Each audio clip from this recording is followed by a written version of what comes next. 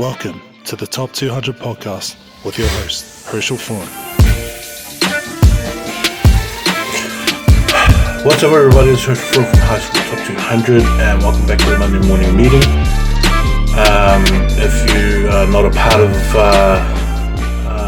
this group, or you're not following, please like and subscribe and comment down below on all these on all my platforms. I'm on Facebook, High School Top 200, also Instagram at the real HS Top 200 as well. I'm on TikTok, kind of doing TikTok a bit.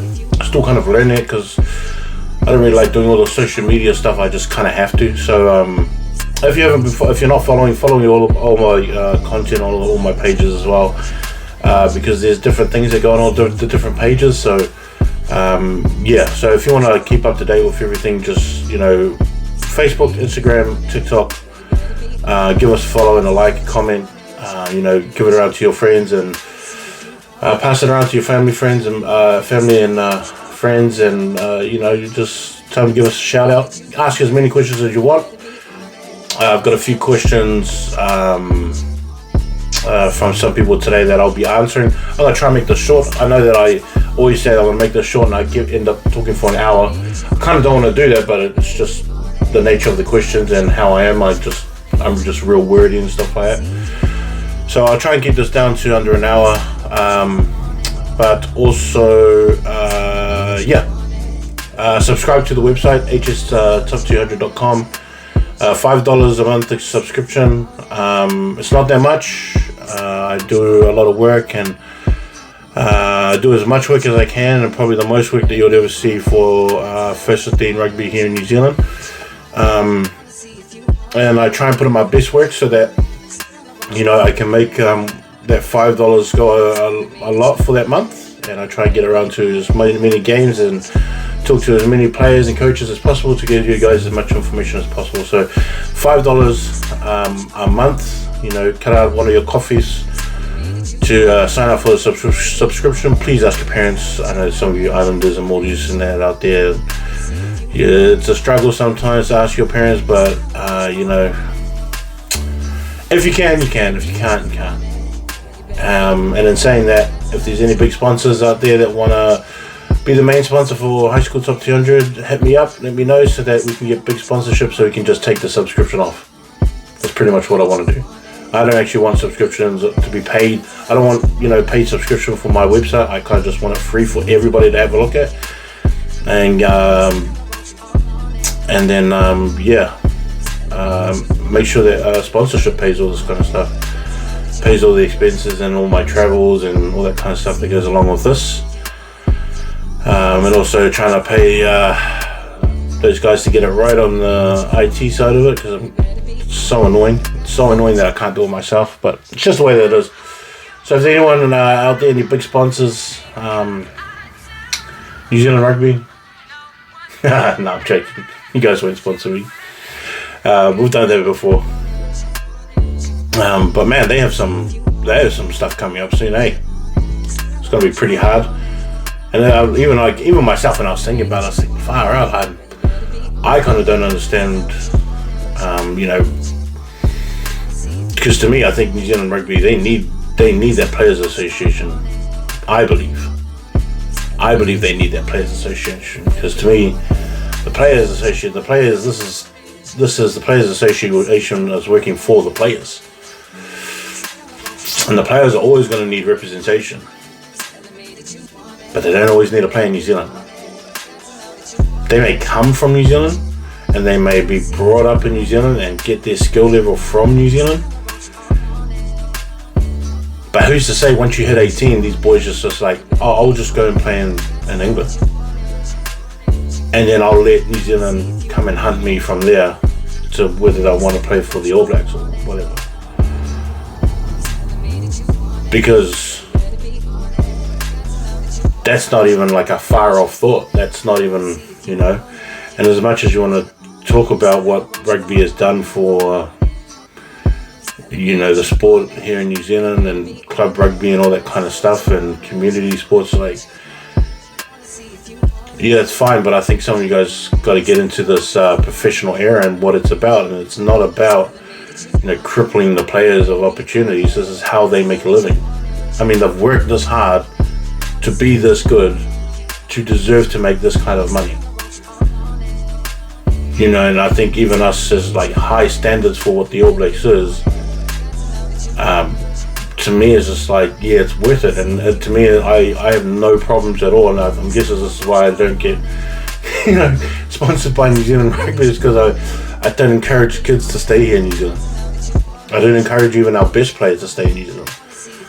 I encourage all kids to go out there and be loyal to themselves and their parents who have got them to this point at 18 years old, and now they're out there making a big decision in their life.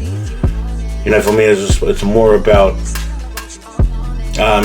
them taking as much of the opportunity as possible to play a sport that they've wanted to play their whole life professionally and make it a career, and not just doing it here in New Zealand. That's not the goal.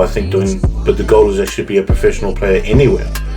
I have friends myself that are playing a few over in France and Italy and England as well right now, and they took the opportunity. If they stayed in New Zealand, they wouldn't be professional rugby players at a high level. They'll be back in club rugby, to be honest.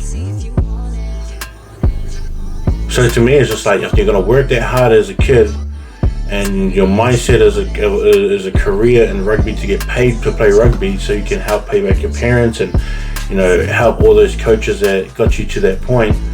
Because even to me, I don't think coaches coach for you to play for the All Blacks. I don't think coaches have that mindset of like, oh son, I want to coach you this hard and make you this good and help in your development so you can stay here and be an All Black. I think most coaches coach so that they can see kids become successful, not just successful here in New Zealand. If that happens, then cool, that's great. But I'm sure all those guys that even play for other countries, like that are from New Zealand,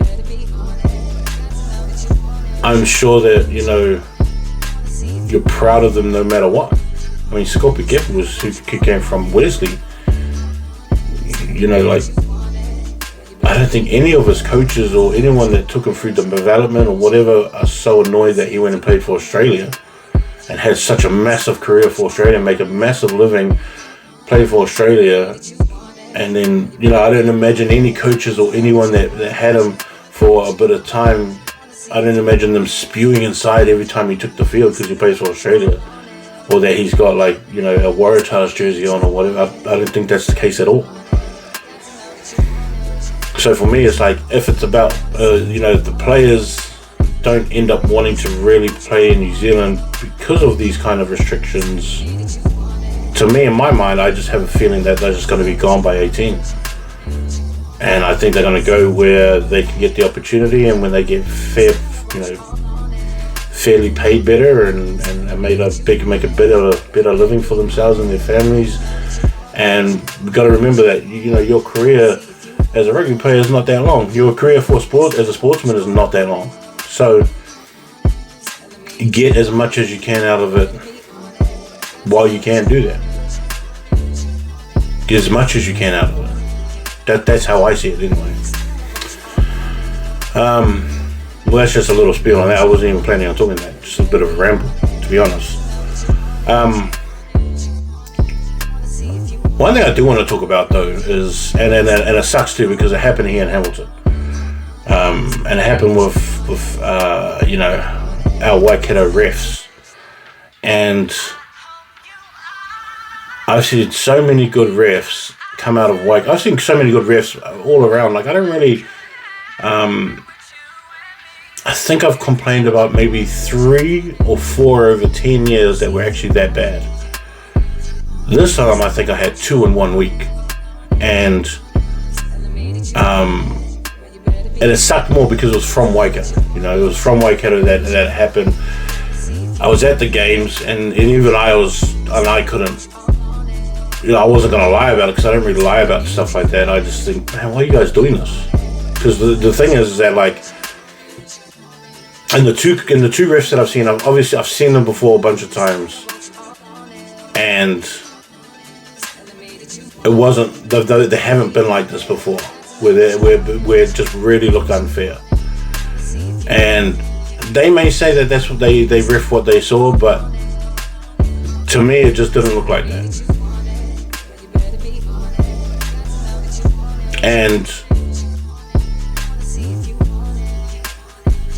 And it surprised me because I've seen these two guys before ref other games. They haven't done it before in other games. And refs they're able to have bad games. That's fine. Everyone has bad days at work, and it just sucks that these ones, it could cost people games, and it could, it does change directions of the game and things like that if you're having a bad day, and it's just how it goes. But it just sucks that both of them were from Waikato. They're both games that I attended, and they were both times that I sided with the other side, with the visitors, and thought, man, it sucks that the game went this way. Now my thing is that, like, I don't believe those refs were being biased to be biased. I just think they had some really bad games. They're just one of the ones that they had to list down as a bad game. And it sucks criticizing refs because we need them. Well, we need everybody. Like, people say, oh, we need a ref to play the game. It's like, yeah, we still need players and we need coaches as well. We need schools and we need fields. We need everybody. So we need everybody to have, like, a good game. And they're probably the ones that get yelled at the most. That's probably why it sucks so much to be a ref, is that these guys are given their time, but they just get yelled at. So, I mean, no one yells at the field and gets hurt, but it's probably because they're the ones that get yelled at. My thing is that, like, those refs and the few in the past that I believe had some real bad intentions, not these two that I just saw, but I don't understand why some guys or some refs don't think about the fact that these games, and most of the games are recorded. They're recorded and then they can be reviewed. And my thing is that, and like, if you're a ref and you think I'm having a go at you, it's like, I'm not. All I'm saying is that back in the days you can be written about and they can go, oh, there was this penalty where he didn't do this, he didn't do it. Now you can just cut and edit, and they can just send the whole clip of that play that you messed up, or the 12 plays that you messed up, or the whatever, how many plays that you messed up that were obviously you were going against, kind of thing. Now, if you're one of those refs that are purposely being biased towards other teams, or mostly visiting teams, I don't understand why you want to sacrifice something like that for one game of first 15 rugby, just so that the home crowd can, or the home team can win, or the home team gets a bit of advantage. And I don't know why you would put your integrity out there, and put it on the line, because I believe that most of the time, like 99% of the time, refs, they call exactly what they see. And then sometimes you just think, bro, this dude has something against this team. Now, I am not a Hamilton Boys fan at all. Now, if you follow my page, you would understand that I'm not a Hamilton Boys fan at all. I'm not even a Hamilton fan at all. Like, I went to a school called Church College. We hated Hamilton Boys. We hated St. Paul's. St. Peter's wasn't even like a thought in our mind. Like St. Peter's, Cambridge. St. John's were terrible at rugby, and we smoked them at basketball all the time. Hamilton Boys and St. Paul's, on the other hand, were really good. Even to this day, I don't like seeing their uniform and them running out on the field. I still have that teenage, hatred for them when it comes to rugby. So I'm not a fan of them at all, and I'm not rooting for them at all in any way. I just watch them go, oh, okay, that's just what it is, and I can't be biased towards guys that are winning programs like St. Paul's have been in the past 10 years, and Hamilton Boys have been since the 2000s. But there's these times where, especially in this game, I don't know if Hamilton Boys should have won this game, but I know that it had that feeling of they were getting a lot more calls than they should have. And what everybody else on one side was seeing, maybe the ref wasn't concentrating on that, but we could see that all the time. Now, I've talked to so many refs and how they ref the game, and it is a lot to take in. And I've listened on the mics before, and I've listened into how they call the game as it's running, and it's freaking hard because of how many things they have to spot, and they're keeping in line and having their rhythm going, their breathing going at the same time, moving back, moving forward, all that kind of stuff, and it's hard. But just like rugby players, that's what you do in and out every single week. Now again, it could be up to a bad game, but those just didn't feel like bad games. Didn't feel like it to me anyway. And it just happened 2 times in 1 week, space of 5 days, and it happened. And they will do both Waikato Refs. And Waikato Refs here, in my eyes, are one of the best that I've seen around.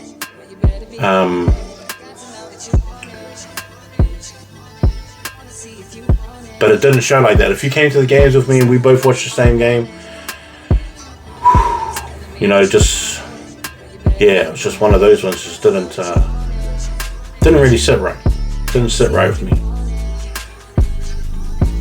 And I just hope that refs out there that are listening to, I know some refs do. Some of you don't care. That's fine. It's whatever. But if that bias thought comes up in your mind, man, just remember you're being filmed too. And it's hard to get away with evidence if it's filmed and you can see it yourself. Again, you may be like, well, that's not what I was watching, but all that kind of stuff. That's fine, but some of those are too consistent. In my eyes, they were too consistent. In my mind, I was thinking, oh man, it's hurting the game. It's hurting the game.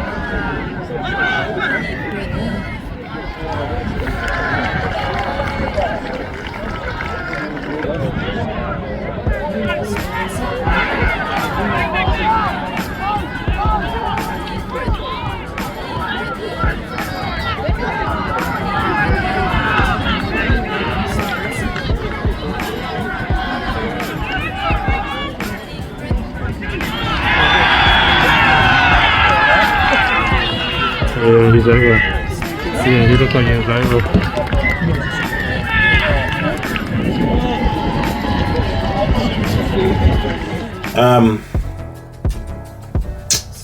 I've been watching like a few games over the past weeks, and I kind of wanted to, because there was a question that came through, and it was like, the question was, who's the team that has been losing but that are almost close to getting it right? It was like something along those lines. And the first one that came to mind was St. Andrews down in Christchurch. That was the first one that came to mind, was a team that has lost, but they're almost getting it right. And they suffered a big loss the other week. It was the last week's one. But I feel like they're getting it right. I feel like they're right there. And I don't know if this is like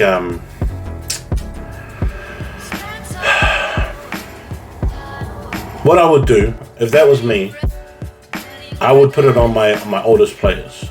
So in my eyes, I would first look at Macklin Robinson, and I would look at him first and I'd go, bro, this is your team. this is why you've got the C on your chest and it's next to your name. To me, the best player that's in the team, and I would look at Macklin and say, we've just got to do better. I would look at Macklin. I would look at Aston Sanders as well, who's their lock, who's their. Oh, I think he's a vice captain. But he'll be another one, along with Sam Muschin, and also Tom Turner was another one that those are the guys that I really like, along with like William Voice and also Christian Tunvasa. Like those guys, I would look at those guys and say, we are right there, but we've just got to do better. We've just got to pick up our game. And I think that backline has got a backline that's solid. I think they run well, and especially with Macklin there, and they got Sam Azania Robeck is the other one who's the year 11 fellow. He plays in the centres. Is he 11 year 12? But like, I feel like they have the right guys there. With Macklin, I like Tom Turner at the back. William Lemon, I think he's the other guy. I like that he's there too. Nico Panapa is the other one who I like. Toby Smith, who sometimes comes off the bench, or is off the bench. Him and Finn Harris, I think his name is. And them led around by Charlie Sullivan at 9. Like, I think that these guys have a backline, hasn't really been firing the way that you would expect them to be. And I don't think that they're far off, but that's like the team that have lost in the last couple of weeks or so, and who I think are like right there. And I think those guys at St. Andrews are right there. And I still think they can actually make the top 4 in the Miles Toyota Championship. So, and the thing with them is that I like that because what happens in their game, I feel like sometimes they play with a lot of pace. They got heaps of rhythm to their offense, and you can see like when they start making shape on their attack. And usually Macklin comes through the ball. A lot of it is based off guys like Christian and William Voice, who's at number 8. And when those guys start rolling attack, and you see you see the shape of the attack starting to come, and then sometimes it just falls off. And I'm not too sure why, because like they have like Tim Richardson's another one who's, I think he's like a lock blindside. I think I seen him at blindside, but he's another one that has like really good go forward ball. And when they set up and they drop back into their pods and they have their sets going, and then even when they go through a few phases and they go really, really good, and then it just breaks down all of a sudden. And I'm not too sure what it is, and I think and sometimes because I can't hear them, because I'm watching their games through through film and stuff like that, I can't hear what their conversations are on the field. But they have these good spurts of like 5-6 minutes at a time, where they have like good phases and attacks, and then like even if it gets turned over, they get it and they get the penalty against them, it gets kicked down, they would like do it again, and it's like perfectly the same again, and then they'll drop off for 2 minutes, and then in those 2 minutes, it's like when their defense breaks down, it like breaks down to the point where you see these easy gaps that the other team just scores off. Like the Christchurch boys game, to me it didn't, like the score was so massive, but there were spurts of that game where St. Andrews were just so dominant, but then they would just lose form a lot. And the thing is that as a team, they're sort of like right there, and when they break down a lot. And like I said, because I can't really hear the conversations on the field, so I don't know if it's like a morale thing, or when they get down, they get too down that the players just sort of lose trust for that split second kind of thing, and that's when it kind of happens. Because even guys that come off the bench like Jonty and like Blake, those guys, Fred is another one that comes off the bench. Those guys are legitimate guys that can handle closing out a game, and they keep up that standard, but at the same time they still need these boys to come off the bench with some consistency in the play that's already on the field. And so like for me it was like one of those kind of things where you kind of can't understand where a team like St. Andrews is at, because I think it was 41-0 when they lost. And if you watch the game against St. Bede's, it was such a better game. It was such a more controlled game, and they only lost towards the end. But and they found it hard sort of closing out those last kind of points and stuff. But when they played against Christchurch Boys, it kind of just fell apart. Maybe that's a mental block too against someone like Christchurch Boys. But I think that they're a team that's right there that just kind of haven't quite put it together, but they're pretty close. I mean, you could have.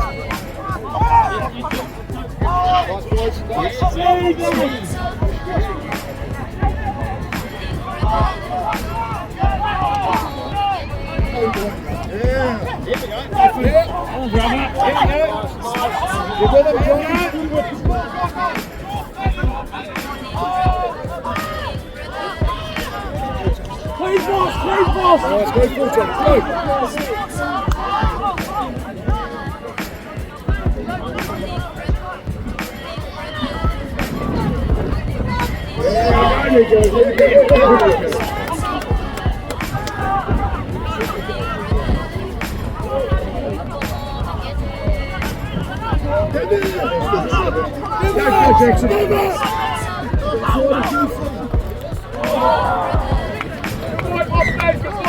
Pretty close. I mean, you could have kind of said that about Wellington College as well, even after their game against Scots. Before that, it was kind of, Wellington weren't on the highest of streaks and, morale. But I mean, because when I watched that game against Napier Boys, that one wasn't the best either. It didn't really show them in the first half, kind of. That first half against Napier Boys was terrible. It was quite disappointing too, because you can see guys like Harry Law is always going to play good. Like, that dude is so good. And it's hard now to ask Archie to do something when he doesn't have the space and time to do something. So some of those forwards have really got to, sort of muscle up and get it going. But again, Scots, they did that perfectly, I thought. That, even with things like the wind and being able to control what you did as a team when you got something like the wind that you can't control. Wellington, I thought, stayed physical. They stayed hungry the whole game. They never fell off. Like, this is what Wellington College used to do, in the past years, that they used to just fall off, and it was like they couldn't hold that pressure. To me, that Scots game, they just held the pressure the whole time. And Scots came out early, 2 tries early with the intercept, and it was like 14-0 within the first 7 minutes or something like that. It was so bad, and they just had to claw themselves back. But even that kind of thing there, where Wellington against Scots was the same thing, is that they would just fall apart. Wellington just used to fall apart when they saw that a team like Scots was ahead, or a team like Silverstream was ahead. They're just like, another loss. But this time they actually fought back, and then they got all the way back. So I hope that they carried that through, because they would have been one of those teams too that I would have thought of as, one of those teams that weren't playing so well, but getting back there to where they should be. And Wellington College, I think, is one of those teams. The other one that I was looking at was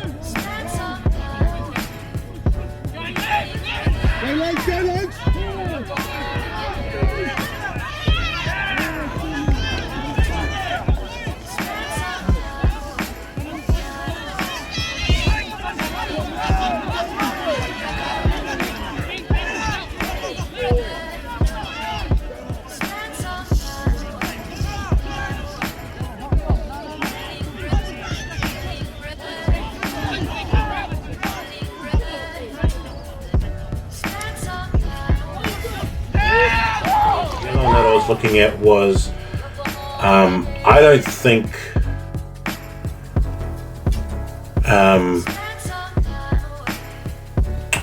Whangarei Boys is far off being the team that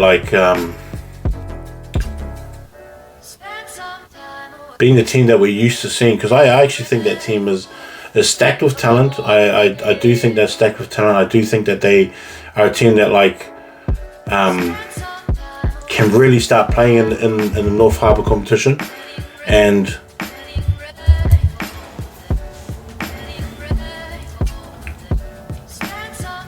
I think that those guys are going to make some moves in the North Harbour competition. And the reason why I say that is because Whangarei, the North is like this funny place where they have so much talent, and I just think over the years,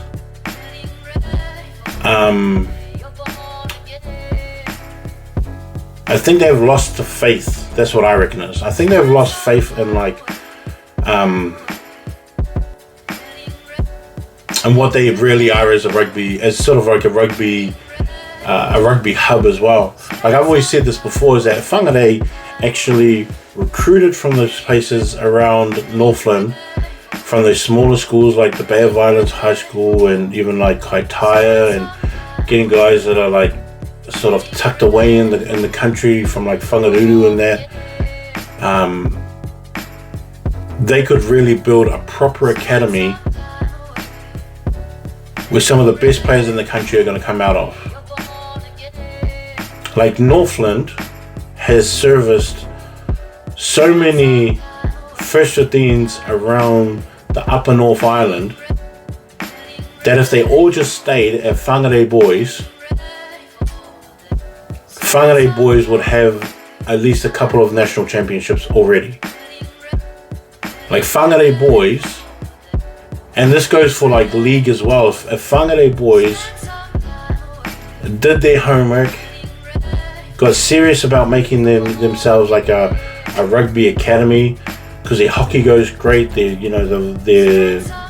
rowing, their soccer's really solid as well, the cricket's great up there, they have a good rugby team, they have so much kids around those areas that go to small schools that are looking for opportunities. And I think if they recruited them into an academy and they made it serious, not just rugby but for all of it, I think that they can be a dominant force in New Zealand. And I think a lot of our New Zealand secondary schools would be filled up with guys from Whangarei Boys if they made it that way.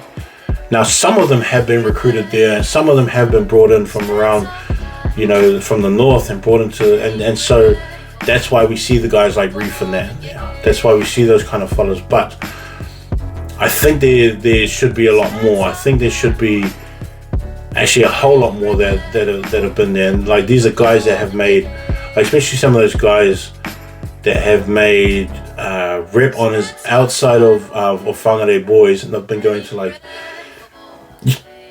Bay of Islands High School and that. I think if they were given this shot and they were given a chance and opportunity to know that they could go to Whangarei Boys and represent the North from there, to me,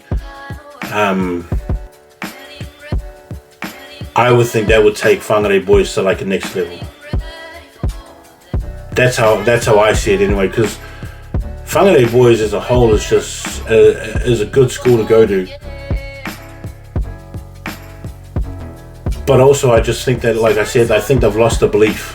I think they've lost the belief in what they can do from their position in the North, and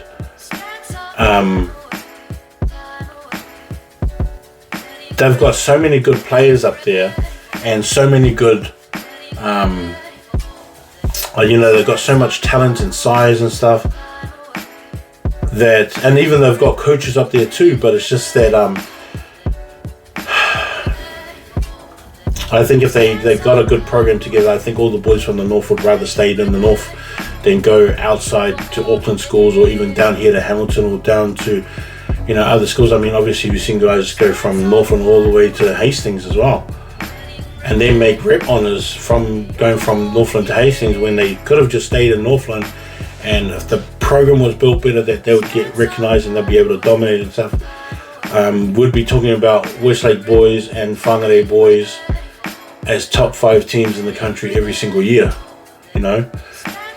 I mean, if you looked at guys like Kale, obviously Reef, and obviously Kale, Jack Saunders is another one. All these guys, Brock Reed, if all these guys were in other programs, we would recognise them better as these top talents. And I mean, look at a guy like Ben Love and Tobias.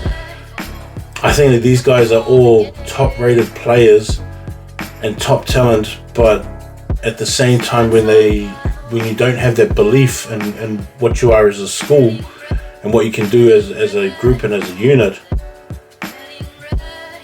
it kind of falls apart from the start.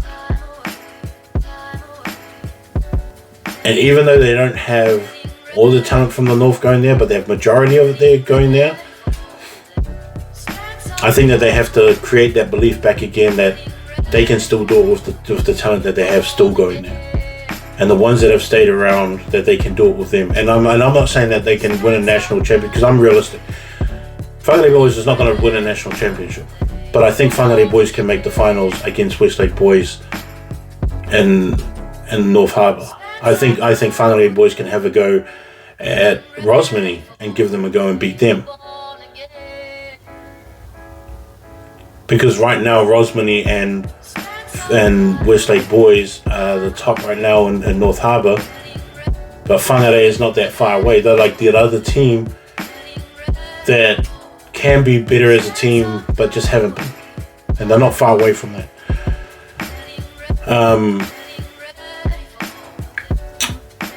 I still haven't gotten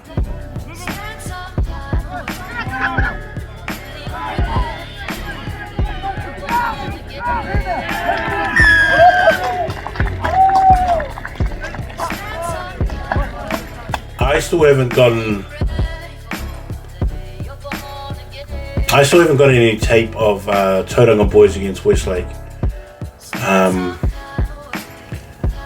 So I can't really comment, but that is an alarming scoreline. And obviously the rankings are going to change. Obviously the Westlake Boys is going to drop. Tauranga is going to get lifted quite a bit, because Tauranga is one of those teams that they just went on a massive tour of Chile and Argentina, and I think the coaches did right by bringing them back. I think they played grammar just when they got back, and then had a game against Matamata, and then had a rest. And they had a few weeks rest, and it seems to be paying off because when they did I think their tour last year, and they just went down south and they came back, and they had some real tired bodies as well, and so I think the Super 8 is going to be big for them, because the Super 8 is going to be different this year, right? And I don't think Hamilton boys are going to be, from what I've seen right now, they're not going to be a top 4. I don't think they're going to finish. I think they can finish top 4, but I don't think they can make it top 3. I don't think they're going to make the finals this year. I see Hastings, Palmy, and Tauranga as the top 3 in the Super 8. And to me, Napier boys and Hamilton boys and New Plymouth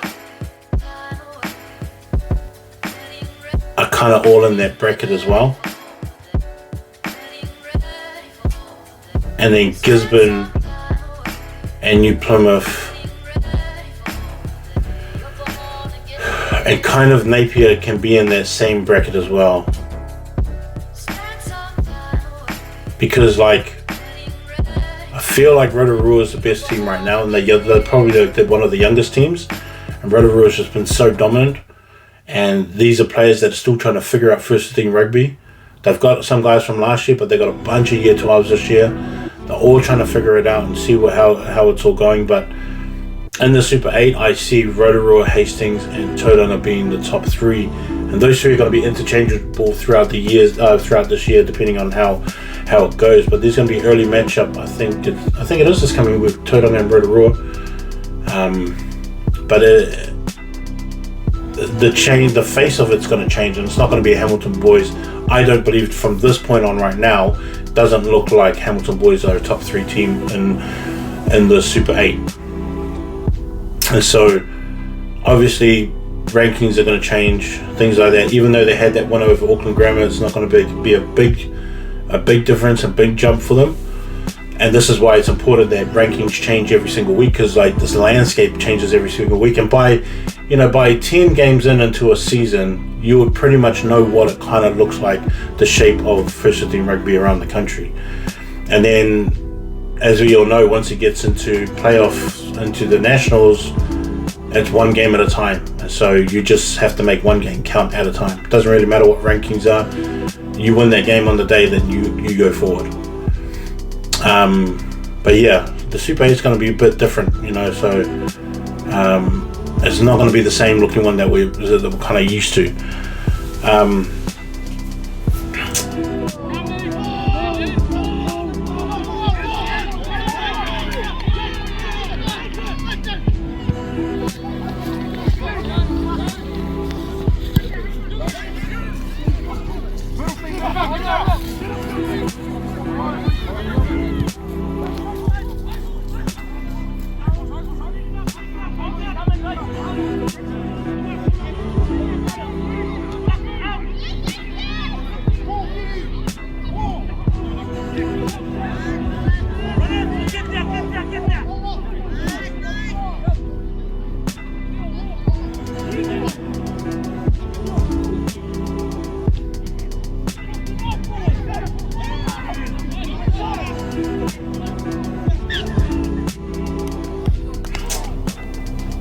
I'm hoping to get more from the South Island, if there's, I want to see games from Dunstan, from South Otago. I want to see the Central Southland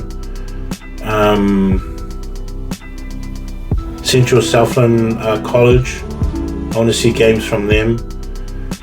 And this is the thing, is that the Deep South, bro, they always says you don't really cover us, and you don't really this and that. It's well, it's hard to cover you fellas if you don't send anything. It's hard for me to cover any team if you don't send anything. There's teams from far away that will send me games, and I see them all the time. And so that's how I get to cover a lot of teams, because there's teams out there and there's coaches out there that want to promote players, and they want players to get seen and heard and talked about. But those smaller schools is I'd love to see more games for them. Cromwell's another one that's been playing in the Highlanders competition. Oh wait, no, let me look for the name. Let me do the name properly, because it's sponsored. Freeman Roofing Southern Schools Rugby Championship. Freeman Roofing, that's the one. So that Freeman Roofing Southern Schools Rugby Championship, they've got new schools like Menzies and Cromwell, and they're going to get St. Kevin's. Tyree College, who's dropped off a bunch this year, I don't know why, but these are the reasons why I want to watch the game, because I want to see what's wrong with Tyree, who've been really good and building something in the past, but for some reason just having a fall off. And I know that they're a small high school, they're a small college, and the turnaround may not be as great, but they've got to leave that belief behind when they leave the school for the next players. And then hopefully they get, they carry on and get better and better little by little. And it's always going to be hard from a small college. So, but yeah, I'm still interested in seeing what Tyree do every single week. South Otago is another one that I've kept an eye on for so many years now. Them and Dunstan, probably in the Deep South, other than King's High School, Otago, and Southland. South Otago High School and Dunstan High School are the two that I've kept up with pretty much for 10 years now, and been able to see a lot of their players and talk about their players. And they do, South Otago do really, really good on But actually both of them do really, really good on their social media pages as well. So if you were to go to like South Otago High School and you see all the stuff that they have on their players, their sports, is it a sports page or a rugby page? I think it's a Dunstan rugby page, because Dunstan girls do really good as well. I think they're both rugby pages, not school sports pages, but they've got so much information on there, so many photos, really good graphics and stuff. That's why I like watching their things. And even when they have some of their games that are online, and even just through Facebook, I just watch those too. I watch as many, camera phone recordings as possible too. Like I even watch those kind of games where mums are like holding the camera and they're yelling at the same time. You just kind of fix your eyes to see what's going on. But St. Kevin's is another one. Waitaki boys, I'm always like, I always love watching what they do and how they get through it. But even like Onslow Cup, Paul Cameron Cup, and also Murray Jensen as well. Like, of course, Murray Jensen, I like watching those games too. Because you got really good schools like Puriru and Nainai and Bishop Vere, Hutt Valley, like those kind of teams too. So I like watching those, and I get to see those maybe every second or third week, depending on who they're playing. Their Beard Cup in that, so I like that. I like those kind of things. But like, if you want me to talk about your team, if you want me to talk about your players, just send me something. Send me a game. Put me on your huddle. Put me on your VO. Put it on YouTube. Send me the link. And if you don't want me to share with people, I don't share with people. I don't even tell people who my connections are with other schools and how I get footage and things like that, because that's all stuff that's confidential. If they don't want me to say anything, then I just don't say anything. And so whenever I get my connections with schools and they send me stuff, I just watch it myself. I sit it down, put it on my TV and go through the games. And so I want to see everybody's game. I know that people think that I only report on big games or see big games. I say, no, it's because big teams are, the majority of them will send me all their stuff, and they will send me players' names and like team sheets with people, with the players' years that they were in at school. Pukekohe do really good at that kind of stuff too, and I know that's why I always keep in touch with how they're doing and their solid program. Man, I wish they were down in Waikato again. I know that it's probably money based, but I wish they were down in Waikato again. But I hope they go to like Rugby by the Beach. So you fellas from Pukekohe High School, think about Rugby by the Beach, because I'm sure Mahurangi, who's 1 or 2 years in a row, they're probably going to want to play a good team over there and good small team. I think if I was like looking at Mahurangi, if I was looking at Rugby by the Beach, I would say I would want Mahurangi to go back again. Obviously, defending champs. I think they should get Pukekohe there. Matamata should go back. Taupo Nuiatea should probably go to that comp. I would want to see Tawa at that club. I would want to see Dunstan at that club, at that comp. I would want to see. Actually, I would want to see like Whangarei boys go there. I would also want to see Wairarapa and Parapara Umu go there as well. Rafkill would be a really good school to go there too, as well as St. John's. Hastings would be another one too. And the cool thing is that it's right on the beach, real pretty landscape and stuff like that. Tauranga and Papamoa right now, like that place is growing. The mount and Papamoa is growing so much.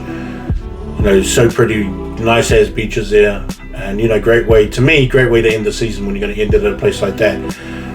But I don't know when the